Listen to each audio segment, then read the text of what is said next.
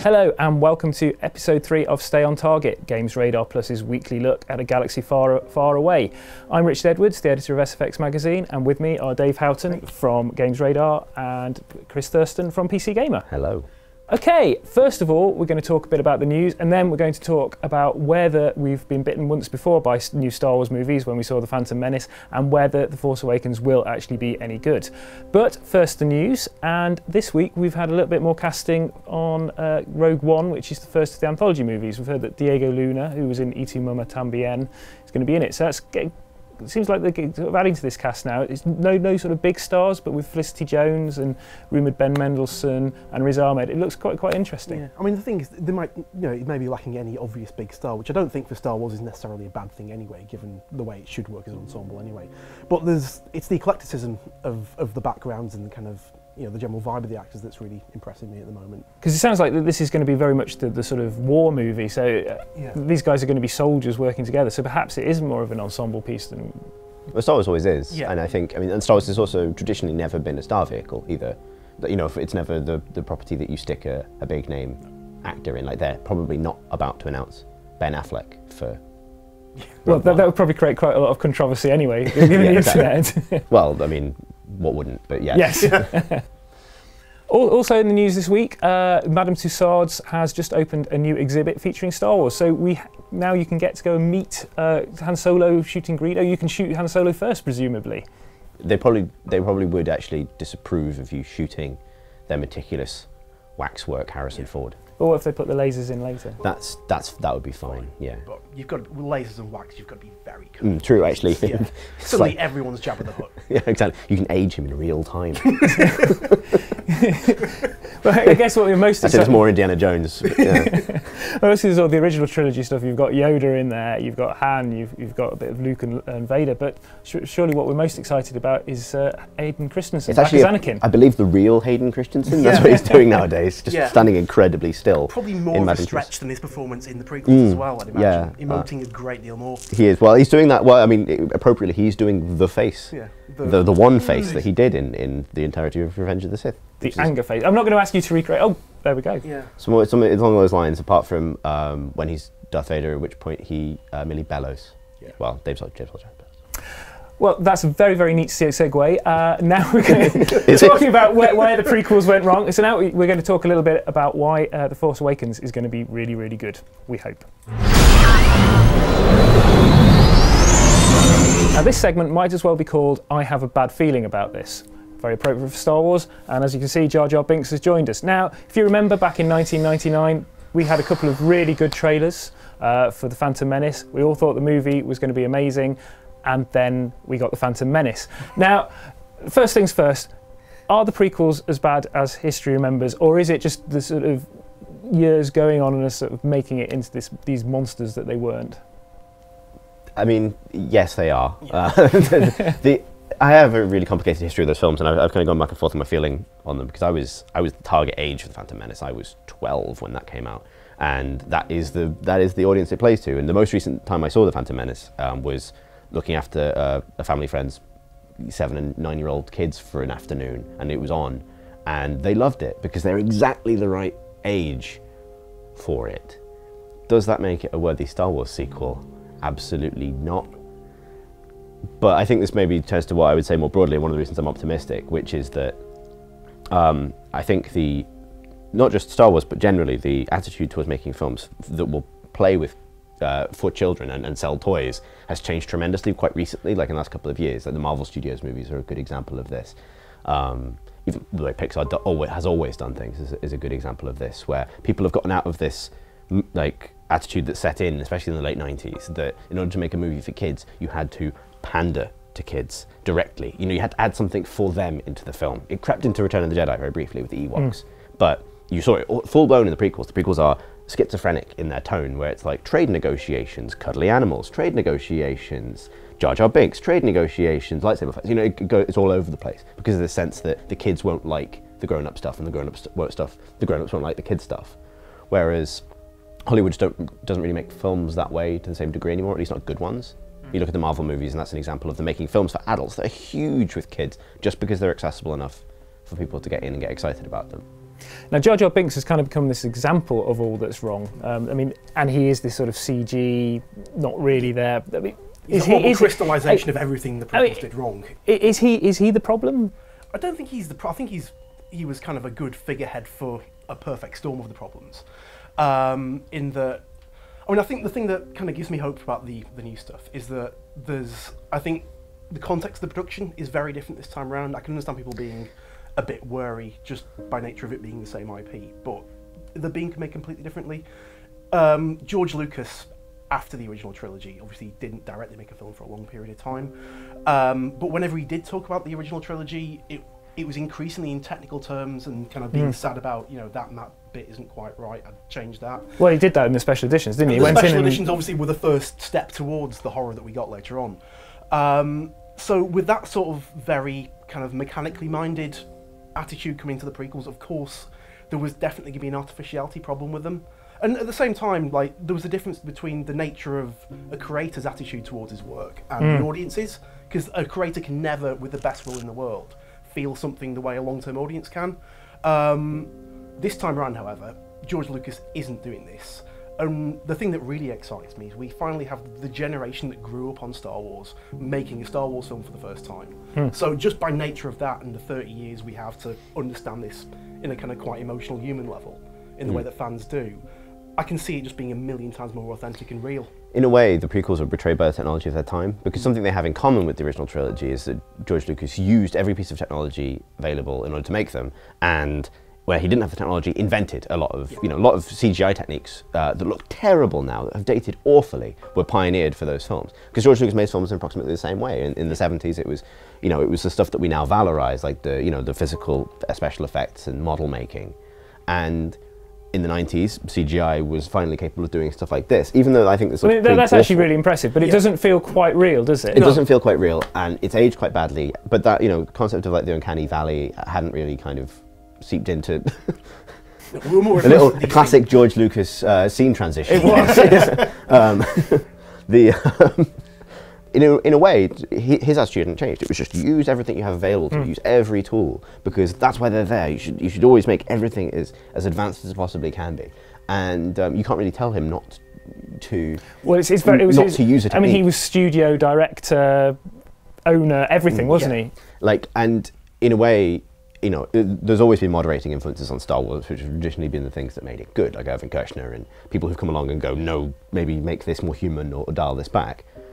And the thing that gives me hope for the new films is that it's made by people who actually, weirdly, completely contrary to what the films have traditionally been about, want to go backwards and want to, recapture the techniques of filmmaking, traditional science fiction filmmaking, which is, to be honest, completely anathemic to what Star Wars was originally for. But it's probably right, which is kind of funny. Yeah, I think the other problem was that, aside from the sheer artificial in the way things were rendered, Lucas, it kind of felt like, I think by nature of just wanting to find excuses to use tech and build the story around that rather than just, get in the heart of it, it ultimately, it felt like the impression of a quite out-of-touch man based on his memory of what he thought Star Wars had been rather than what it actually was. And because between the tech side of it and the fact that it felt like in such a laboured way, so beholden to kind of trying to recreate certain bits of what he thought the iconography was with the transitions and certain ways shots were set up and things like that. It felt like a really contrived impression of Star Wars rather than just something from the heart that was Star Wars. Like, it kind of, he created like a visual facsimile of it and sort of left the soul behind. Whereas I think, it's going to be different this time around. I mean, I think one thing that kind of sums it up brilliantly is that J.J. Abrams actually insisted that BB-8, this little ball droid, was built for real, and said, it would have been easier to do it in a computer, but he wanted that reality there. I mean, the thing that first really kind of gave me an inkling that things might be okay this time around was like a while back, before the trailers, when J.J. first started doing those little on-set video diaries on YouTube. And for me, it felt like it was half about what he was saying, but the real message was the fact that, look at me, I'm sitting here on a real set with all this real stuff and these aliens going around behind me. And guys, we're kind of building it this time around, and that immediately kind of told me it was not going to be like it was. But I guess it's not just about the visuals, is it? I mean, if we look at it on a story level, the original, the sort of prequel movies were all about Jedi, whereas the original, who are all powerful, they're like wizards, they're not really that. They're never in danger. It's hard to attach to those guys. Yeah, whereas the original movies are about little guys fighting against the system, and it looks like in The Force Awakens they're getting back to this. These are three people, the key three people who are kind of thrown into it and shouldn't necessarily be together. Do you think that's going to make a big difference? I think it will make it feel an awful lot more like Star Wars. I think this is an interesting thing. I think it'll be, and that's why I have hope for it, and I have hope that it will make me feel Star Wars things. Like that's the thing everyone's gotten out of those trailers so far, right? It's this like sudden lurching return to your childhood. It's interesting that like I can see why that would be a direction that George Lucas would never have taken it in, because it wouldn't just roll back over old ground in a way. I guess that's probably the concern, given J.J. Abrams' fondness in other adaptations he's done for cute inversions of other things, or kind of like fan service to the degree where it's almost for the sake of kind of like, hey, look how I've rearranged these elements in this plot, where it's kind of like quite an intellectual kind of reconfiguring of this sort of nostalgic feeling for Star Wars. There's a danger, I suppose, that becomes quite dry and doesn't move it forward, which is my only real concern about these movies, actually, that they will be just purely there to tap on. I mean, I would be perfectly happy just to look at an X-Wing for an hour and a half, and I know I'll be fine with that, but in terms of, lofty ideals for the future of Star Wars and what it actually means to be a Star Wars film, I don't necessarily know that that's advanced enough, but we'll see. I'd definitely prefer that to any new ideas, if those new ideas involve clones. Well, the clones seem to have gone. They're completely out of it. Ordinary people are stormtroopers. So it's like you were saying, though. I mean, it is. I think we were saying in the office a few weeks ago. It shouldn't be that hard to get Star Wars right, especially given that this is like, especially since the original films come out, it's become such a full, rich, kind of immensely detailed universe that is built as much of its iconography and its visual tone as anything else. So if you just get it looking and feeling right and tell a decent story with good characters, it shouldn't really need much more than that. So if it's just that, then that's all I need. And you'd hope that the script would be a little bit better. I mean, the stories actually aren't that bad, I think, in the prequels, if you take the actual basic beats, but it's the actual script is the problem. And, they do really. J.J. Abrams is a good script writer. Lawrence Kasdan co-wrote The Empire Strikes Back. You'd hope that the people in here will at least feel natural. They're not going to get uptight about sand. Yeah. Well, for me, the Jedi are evil. Yes. That's my character. Summed up. Or there's nothing medically wrong with her, she's just lost the will to live. We can laugh now that the tears have stopped. I mean, the thing is, I mean, A New Hope doesn't have a brilliant script. It's quite straightforward, and in a lot of ways there are, there's good performances in it. But, and that's because they had a league of British character actors to just roll into a Death Star and chew scenery at each other for the middle section of that film, whereas, I think notably the prequels lacked a villain, which is actually probably the big unknown for the new film as well, that if you think about how much of the tone of the original trilogy is set by Vader and is set by the Empire, even characters like Tarkin and that kind of like, who give you that big rebellious authority to rebel against, whereas, in the prequel trilogy your villains are obviously evil for 3 films, Ian McDiarmid, terrible racist CGI caricatures, and who else exactly? I mean, Christopher Lee. Christopher Lee just being Christopher Lee in this film, which, I mean, he's great, but it's that problem of dropping an actor you know really well to do a thing he knows really well and doesn't feel like it attaches to that universe either. And they all kind of feel like ambient threats as well throughout most of it. Until right at the end when it all comes together in like the last 5 minutes. This overly long, drawn-out conspiracy plot is just like a background cloud that never really feels like it interacts with the main. Like the main characters have what feels like a filler story just to fill out time. While they wait for the point this conspiracy, the trap springs right at the end. The sanctity of Naboo's free market economy is not the same kind of galactic threat that as a laser that blows up planets. What felt like 3/4 of an hour tumbling around a robot factory, in ways for reasons I can't even remember. But apparently, why were they in that robot factory? I don't know.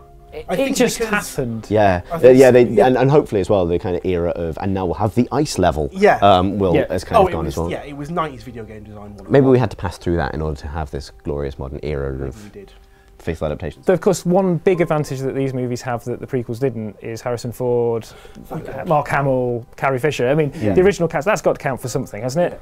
I mean, I was I'll admit now, which sounds really stupid after kind of Chewie were home, but when the second trailer hit and there was the rumour that Ford was going to turn up, I was terrified. I think as a result of Indy 4 primarily, and the fact that I've never seen Harrison Ford seem to have fun on screen for like the last 15 years. Like, you know, the Harrison Ford of my childhood, that winsome, twinkly-eyed kind of absolute dude, seemed to have been replaced by this craggy, quite disgruntled old man. Yeah. And it was bad enough for Indy, and if I'd seen Han look like that, it would have actually killed me on the spot. But then suddenly I wasn't seeing craggy Harrison Ford, I was seeing older Han Solo, and with just that supernova twinkle in his eye, and just something I hadn't felt for about 15 years just lit up again. It's like, if he's in the film for 5 minutes, as long as I know that Han Solo's still out there just being Han Solo, then this is great. It is that return home thing, and that line, like everything about it is so carefully chosen to tell you, like, hey, don't worry, that dream you had that Han Solo might be your dad is still alive. You know, and I don't want to be too cynical about it, really. Like, I think it's a very measured decision how you make a Star Wars movie in 2015, where it's like you don't reinvent it too much. Maybe even actually having learned some lessons from New Trek, where Leonard Nimoy shows up, and there's obviously Trek can contrive multiple universe to explain that sort of thing that Star Wars can't really. But you know, it sort of shows up, and it does feel a bit kind of neat and wave to the fansy, I think, in those films, even though, you know, it obviously serves a purpose in the plot. There's still a little bit of kind of like, hey, remember this? This is for you guys. And there's maybe a danger of that, but weirdly, maybe having learned those lessons, there's a kind of really earnest desire to get right this time. Yeah, I think what overrides it for me is just the fact that, I mean, the other thing about the Phantom Menace, and the reason we kind of got more excited than in hindsight we should have, was we were very naive back then, because there had never been a bad Star Wars film at that point. You know, in our hearts, like, Star Wars was just good and would only be good. So obviously we leapt on it. Since then, we've had 15 years of bad Star Wars, which has kind of severed that connection, that pure connection we had to the original trilogy. And if nothing else, just that little Chewie were home just blew that away from me straight away, and just kind of gave me that instant connection back to what this should be. The changes at LucasArts, I think, do implicitly indicate a separation with what we'll probably just call the Clone Wars era, ironically, the dark times, you know. Because that was what it was. It was this concerted attempt to reinvent Star Wars, essentially as the Clone Wars, and that iconography would take over, and people would like think about clone troopers and Ahsoka Tano and young Anakin as their kind of Star Wars characters. But that didn't attach. There's maybe a couple of years of kids that were 12 in 2007 who maybe have a real fondness for that, but there's no... compared to the generational impact of the original trilogy, it's such a damp squib, and I think they made exactly the right decision, which is like, we got it right the first time, we fucked it up the second time, let's do the first one again. So, we have a good feeling about this. Come back next week on Monday, when we'll have more from the Star Wars universe, but in the meantime, may the Force be with you. That was a pretty sweet video, right? If you want to see more, go to GamesRadar's YouTube page over here, or if you want to read, maybe up your game a little bit, go to GamesRadar.com.